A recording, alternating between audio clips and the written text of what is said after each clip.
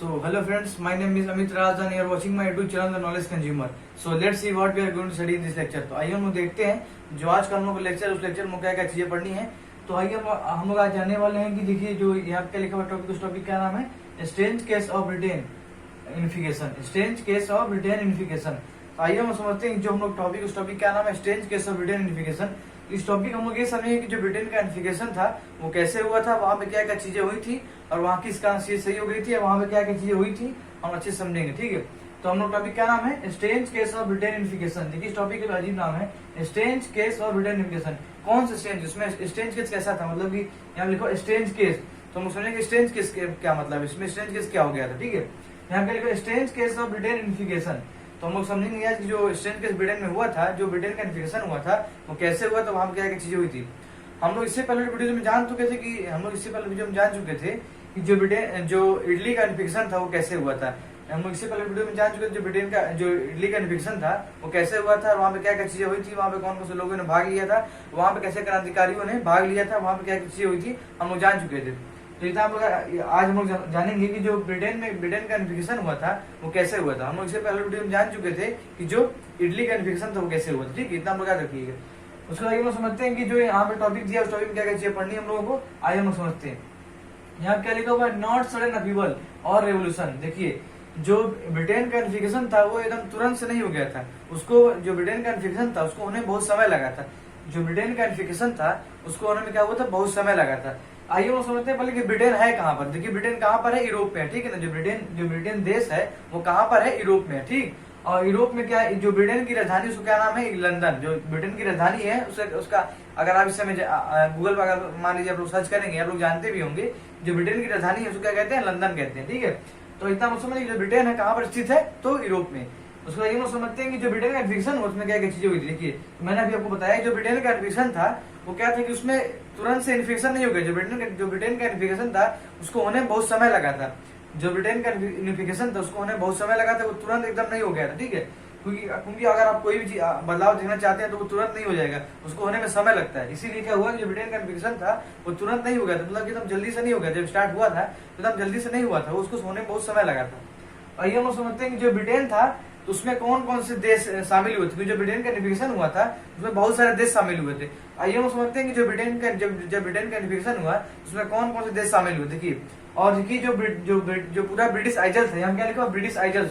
आइए हम समझते हैं कि ब्रिटिश आइजल्स का मतलब क्या, ISLES ब्रिटिश आइजल्स। तो आइए हम समझते हैं कि ब्रिटिश आइजल्स का मतलब क्या। देखिए ब्रिटिश आइजल्स का मतलब ये है कि ब्रिटिश का एक पूरा द्वीप था। ठीक है ना, यूरोप में क्या था कि ब्रिटिश का पूरा द्वीप था, एक तरह का मतलब पूरा देश था ब्रिटिश आइजल्स। ठीक है, तो ब्रिटिश आइजल्स में कौन कौन से प्राइमरी आइडेंटिटी के लोग आते थे, कौन कौन से लोग आते थे, तो इंग्लिश, वेल्स, स्कॉट और आयरिश, चार तरह के लोग आते थे, इंग्लिश, वेल्स, स्कॉट और आयरिश। देखिए जो इंग्लिश थे वो क्या थे, अंग्रेज थे, जो वेल्स थे वो वेल्स से आए हुए थे, जो स्कॉटिश थे वो कहां से आए हुए थे, स्कॉटलैंड से आए हुए थे, और जो आयरिश थे वो कहां से आए हुए थे, आयरलैंड से। देखिए कौन कौन से, इंग्लिश, वेल्स, स्कॉट और आयरिश। देखिए जो इंग्लिश थे वो क्या थे, अंग्रेज थे जो कि ब्रिटेन के लोग थे, और जो वेल्स के लोग थे वो क्या थे, वेल्स थे, और जो स्कॉटिश के लोग तो क्या थे, स्कॉटलैंड के थे, और जो आयरिश जो कहे जाते थे तो कहाँ के थे, तो आयरलैंड के थे। आइए हम समझते हैं कि यहाँ पे क्या चीज दी है। ठीक है, यहाँ पे क्या लिखा, Scotland plus English plus Wales plus Northern Ireland plus Republic of Ireland. देखिए इस सारे देशों को मिलाकर क्या बना था, ब्रिटिश आइजल्स बना था। देखिए कौन कौन देशों को मिलाकर ब्रिटिश आइजल्स बना था। अगर मान लीजिए अगर आपको कोई क्वेश्चन पूछ देता है कि जो ब्रिटिश आइजल्स था, जो ब्रिटिश का पूरा द्वीप था, ब्रिटिश का पूरा समूह था, और कौन कौन से देशों से मिलकर बना हुआ, तो आप लोग क्या बताएंगे, आप लोग ये बताएंगे कि जो ब्रिटिश आइजल्स था वो कौन कौन देशों से मिलकर बना हुआ था, तो Scotland, English, Wales, Northern Ireland plus Republic of Ireland, इतने सारे देशों को मिलाकर क्या बना था, ब्रिटिश आइजल्स बना था। आइए हम समझते हैं कि जो देखिए इसमें क्या था, जो इसमें ज्यादा था ना अंग्रेजों की बात ही है। देखिए अंग्रेजों की बात, हम लोग का भारत देश है, उसमें क्या था कि जो अंग्रेज थे उन्होंने बहुत कम से कम 100 साल से भी ज्यादा समय तक राज किया। देखिए जो अंग्रेज थे मतलब कि वो एक तरह से बहुत ही तेज तर्रार दिमाग थे, तो सोचते मतलब बहुत आगे की सोचते थे। तो जो अंग्रेज थे उन्होंने ये सोचा कि इंडिया में क्या सोचा कि हम डिवाइड एंड रूल का काम करेंगे। अगर हम डिवाइड कर देंगे लोगों को और रूल करेंगे तो हम आसानी से रूल कर पाएंगे। तो अंग्रेज ने क्या किया, भारत में लोगों को डिवाइड कर दिया और उस पर रूल करने लगे।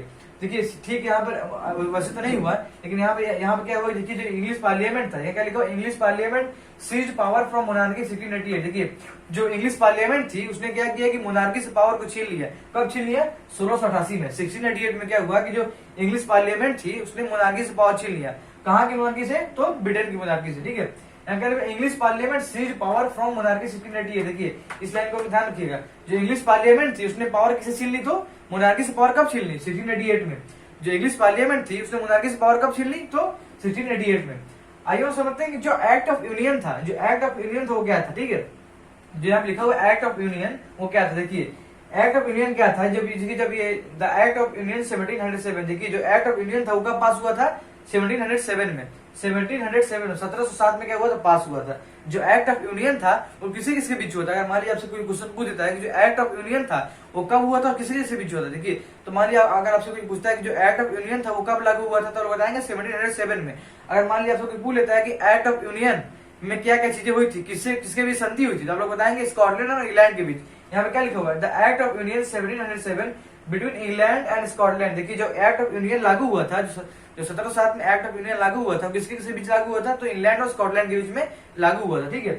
तो इसमें क्या हुआ? देखिए उसके बाद फॉर्मेशन यूकेजीबी। देखिए क्या हुआ कि जब एक्ट ऑफ यूनियन पास हो गया, 1707 में लागू हो गया, तो क्या हुआ? जब इंग्लैंड और स्कॉटलैंड क्या हुआ? जब इन दोनों की संधि हो गई ना, तो क्या हुआ कि इसका रिजल्ट क्या हुआ? देखिए आपसे कोई क्वेश्चन पूछता है कि एक्ट ऑफ यूनियन, जब एक्ट ऑफ यूनियन पास हुआ तो उसका रिजल्ट क्या था?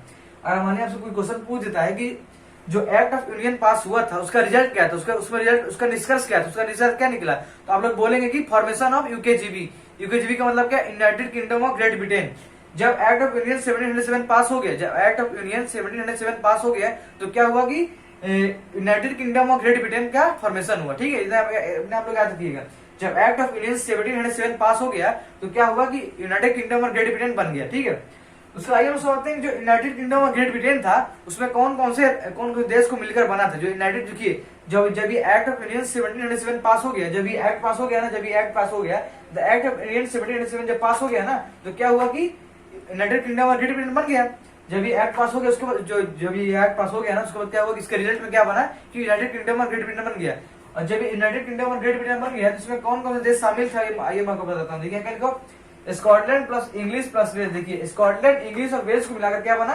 United Kingdom of Great Britain बना। जो स्कॉटलैंड को, इंग्लिश को और वेल्स को मिला देंगे तो क्या बन जाएगा? United Kingdom of Great Britain बन जाएगा। अगर वहीं हम Scotland, English, Wales, Northern Ireland और रिपब्लिक ऑफ आयरलैंड को मिलाकर बनाएंगे तो क्या बनेगा? ब्रिटिश आइजल्स बनेंगे। ब्रिटिश आइजल्स बनेंगे। अगर वहीं हम लोग स्कॉटलैंड, इंग्लिश और वेल्स को मिलाकर बनाएंगे तो कौन सा देश बनेंगे? United Kingdom of Great Britain बनेगा, ठीक है। आइए हम समझते हैं क्या चीज लिखी हुई है। Parliament dominated by English member. देखिए जो ब्रिटेन की जब ये द एक्ट ऑफ यूनियन 1707 पास हो गया तो क्या हुआ? जब इंग्लैंड और स्कॉटलैंड के बीच में संधि हो गई, बातचीत हो गई, तो क्या हुआ कि जब यूकेजीबी का फॉर्मेशन हो गया ना, तो क्या हुआ कि पार्लियामेंट जो स्कॉटलैंड की पार्लियामेंट थी, जिसके द्वारा जो स्कॉटलैंड की पार्लियामेंट थी किसके द्वारा चलाई जा रही थी, मतलब कौन उसको डोमिनेट करता था? तो इंग्लिश मेंबर। देखिए क्या लिखा हुआ है? Parliament dominated by English member. जब एक्ट ऑफ यूनियन 1707 पास हो गया और स्कॉटलैंड और इंग्लैंड के बीच में संधि हो गई, इस तरह से बातचीत हो गई, तो क्या हुआ कि जो पार्लियामेंट था वहां का, उस पर कौन रूल करता, उसको कौन डोमिनेट करता था, उस पर कौन राज्य करता था? तो इंग्लिश मेंबर। जो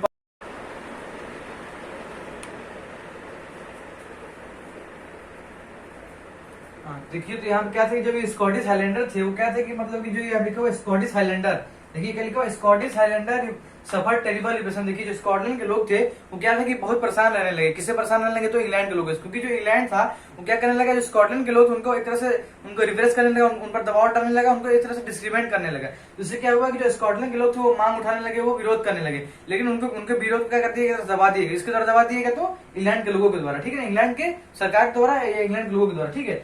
देखिए जो यहाँ पे क्या लिखा है? सिर्फ यही लोग परेशान नहीं थे। देखिए जो स्कॉटलैंड के लोग थे उसमें क्या था कि जो कैथोलिक, जो लोग कैथोलिक को मानते थे, जो लोग चर्च को मानते थे, उन्होंने क्या कि जब स्कॉटिश हाईलैंडर को अपना लिया, जब स्कॉटलैंड को या स्कॉटिश लैंग्वेज को अपना लिया, स्कॉटिश भाषा को अपना लिया, स्कॉटिश मतलब कि जो कल्चर उसको अपना लिया, तो क्या वो उन लोगों को रिप्रेशन फेस करना पड़ा। देखिए जो क्या था कि जो कैथोलिक क्लैंस थे, जो कैथोलिक कुल के लोग थे, जो कैथोलिक जो लोग चर्च को मानते थे, जो चर्च के पुजारी थे, जो चर्च को मानते थे, उन्होंने क्या किया कि जब स्कॉटलैंड को अपना लिया, जब स्कॉटिश भाषा को अपना लिया, स्कॉटिश कल्चर को अपना लिया, तो क्या हुआ कि उनको भी रिप्रेशन फेस करना पड़ा। क्योंकि जब भी आप अपनी आजादी की मांग उठाते थे तो क्या करते, उनको एक तरह से दबा दिया जाता। किसके द्वारा दबाया जाता? तो इंग्लैंड के द्वारा, इंग्लैंड के लोगों के द्वारा, इंग्लैंड के सरकार उसके द्वारा। उसके बाद क्या Scottish Highlander forbidden to speak Gaelic language dress. देखिए जो स्कॉटलैंड के लोग थे उनको क्या कहते हैं, उनको मतलब कि अपनी ऑफिशियल लैंग्वेज बोलने से इनकार कर दबा दिए गए, उनको मना कर दिया गया। देखिए Scottish Highlander forbidden to speak Gaelic language. देखिए जो स्कॉटलैंड के लोग थे वो क्या थे कि उनको अपनी भाषा बोलने को क्या कर दिया, क्या मना कर दिया गया। जो इंग्लैंड था, जो अंग्रेज थे, उन्होंने क्या कर दिया कि उन्होंने मना कर दिया कि आप लोग अपनी भाषा नहीं बोलेंगे। जो स्कॉटलैंड के लोग थे उनको मना कर दिया कि तुम लोग अपनी भाषा नहीं बोलोगे। और जो अपना तुम लोग जो स्कॉटलैंड के लोग अपना नेशनल ड्रेस पहनते थे उसको मना कर दिया कि तुम लोग अपना नेशनल ड्रेस नहीं पहनोगे और कोई भी लैंग्वेज नहीं बोलोगे, कोई भी अपनी गैलिक लैंग्वेज नहीं बोलोगे। और क्या करोगे कि उनको गैलिक लैंग्वेज जो लिखा Scottish Highlander forbidden to speak Gaelic language. Scottish Highlander उनको क्या बोल दिया गया कि तुम कोई भाषा नहीं बोलोगे, अपनी भाषा नहीं बोलोगे। और उसको कि कोई भी तुम ड्रेस नहीं पहनोगे और उनको अपने घरों से निकाल दिया गया। इतना हम लोग समझ, देखिए इस टॉपिक में सिर्फ इतना ही था। तो आप लोग देखिए, आप लोग इस टॉपिक अच्छे समझ गए होंगे। और आप लोग को अगर कोई चीज डाउट होता है तो कमेंट सेक्शन में पूछ सकते हैं। तो आशा करो वीडियो पसंद आया हो। सो थैंक यू, मिलेगा अगले वीडियो में। तो देखिए आप उसको रिवाइज करते रहिए और अगर आपको कोई भी डाउट हो तो कमेंट सेक्शन में पूछ सकते हैं। सो थैंक यू, मिलेंगे अगले वीडियो में।